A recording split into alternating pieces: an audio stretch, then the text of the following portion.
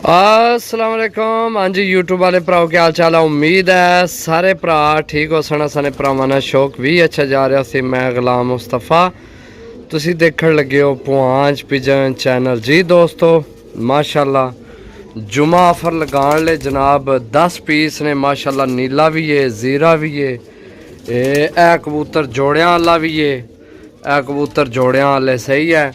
ए कबूतर जोड़ियां वाले ए बड़ा तगड़ा कबूतर है सही है। एचआईडी कबूतर है विच। फिर जनाब माशाल्लाह गोल्डन है, वो देसी कबूतर है विच पट्ठा सही है। ए गोल्डन मादी है विच सही है। टोटल 10 पीस ने। ए अली वाली मादी है सही है। ए अली वाली मादी है। ये आई है अंडिया दा मादी बड़ी तगड़ी है भी विच। मेरा ख्याल है एक अंडा दे छोड़िया तो दूसरा देने वाली है सही है। ये किसी नाल लगी सी ते बाकी जनाब गोल्डन मादी है सही है। जुमा ऑफर है जनाब 10 पीस ने सिर्फ और सिर्फ 400 रुपये पर जनाब। ए कला कबूतर ही जनाब 4000 रुपये ने। जोड़ियां वाला कबूतर है सही है। चेक करो माशाल्लाह।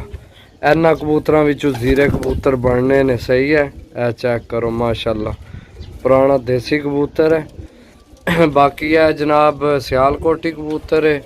ए जनाब गोल्डन है, अग्गे जीरी गोल्डन है, अग्गे टैडी है, अग्गे फिर देसी है, अग्गे जीरी है दो बाज है, अग्गे जनाब अल्लाह भला करे गोल्डन है, फिर नीला है, फिर अली आली है सही है।